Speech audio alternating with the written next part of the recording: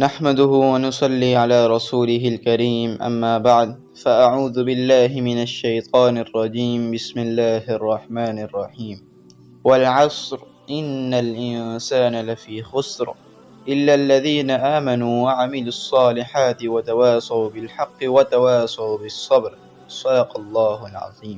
سورہ عصر قرآن مجید کی سب سے مختصر ترین صورتوں میں سے ایک ہے، لیکن جامع ترین صورتوں میں سے ایک ہے، اور اس صورت میں اتنی جامعیت کہ امام شافعی اس کے متعلق یہ فرماتے ہیں کہ اگر اللہ تعالیٰ پورے قرآن کے بجائے صرف اس صورت کو نازل فرماتے تو یہ تمام انسانوں کی ہدایت کے لیے کافی ہوتی، اور اس کی فضیلت اتنی کہ آپ صلی اللہ علیہ وسلم کے صحابہ میں سے دو صحابی ایسے تھے کہ وہ اس وقت تک جدا نہ ہوتے تھے جب تک ایک دوسرے کو سورہ عصر کی تلاوت کر کے نہ سنا لیتے، تاکہ ان کا ایمان دوبارہ تازہ ہو جاتا۔ سب سے پہلے اس سورت کا طرز دیکھیے، اللہ تعالیٰ نے والعصر زمانے کی قسم کھائی۔ زمانہ کون سا؟ انسان کا سب سے قیمتی سرمایہ وہ اس کا زمانہ ہے، یعنی جس طرح برف والے کی برف پگھل رہی ہوتی ہے اور اس کا سرمایہ وقت کے ساتھ ساتھ گھٹ رہا ہوتا ہے، اسی طرح انسان تیرا بھی زمانہ، تیرا بھی سرمایہ وقت کے ساتھ ساتھ کم ہو رہا ہے، تو فکر کر اپنی۔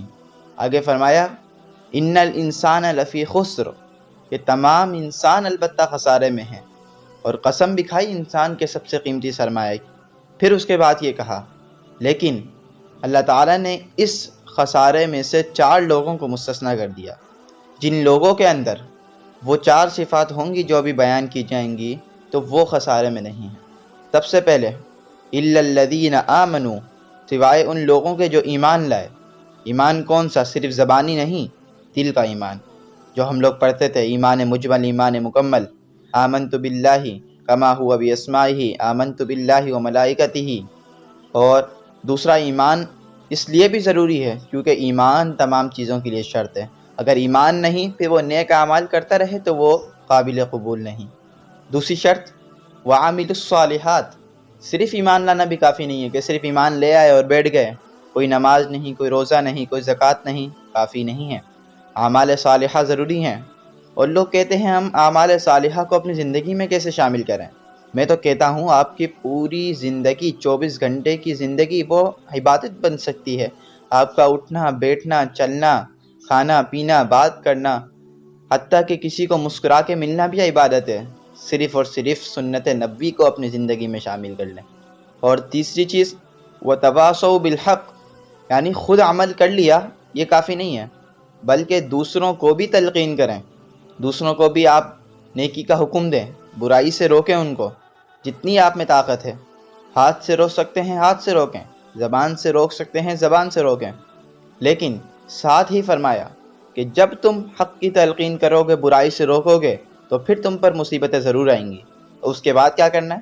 وَتَوَاصَوْا بِالصَّبْرِ، پھر تم نے صبر کی تلقین کرنی ہے، پھر تم نے صبر کا دامن اپنے ہاتھ سے نہیں چھوڑنا، کیونکہ جو شخص ثابت قدمی کرتا ہے تو پھر اللہ تعالیٰ بھی اس کا ساتھ دیتا ہے۔ اور ایک بات یہاں پہ غور کرنے کی یہ ہے کہ قرآن پاک میں زمانے کے لیے 2 لفظ استعمال ہوئے ہیں، ایک عصر اور دوسرا دہر۔ تو عصر اور دہر میں فرق یہ ہے کہ دہر کا جو لفظ ہے یہ تمام زمانے کے لیے خاص ہوتا ہے، یعنی وہ زمانہ کہ جب سے دنیا بنی ہے تب سے لے کر دنیا کے ختم ہونے تک کا زمانے کو دہر کہتے ہیں، اور عصر کہتے ہیں انسان کی پیدائش سے اس کے موت تک کا زمانہ۔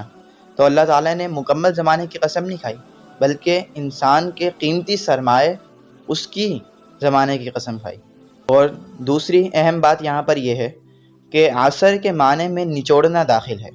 دوسری جگہ پہ قرآن میں آتا ہے فَإِنِّي أَعْصِرُ خَمْرًا، میں شراب نچوڑ رہا ہوں، یہاں پہ آصرو کا لفظ استعمال ہوا، یعنی نچوڑنا۔ تو یہ اللہ تعالیٰ نے اس لیے ارشاد فرمایا کہ جس طرح گنے سے نچوڑا ہوا رس اس میں دوبارہ واپس داخل نہیں کیا جا سکتا، اسی طرح اے انسان تیری زندگی کا گزرا ہوا وقت بھی دوبارہ تیرے کو واپس نہیں مل سکتا۔ تو ہمیں چاہیے کہ ہم اپنے وقت کی قدر کریں اور اپنی زندگی میں ان 4 باتوں کو لازمی شامل کریں: ایمان، عمل صالح، تلقین حق و صبر۔ وآخر دعوانا الحمد للہ رب العالمین۔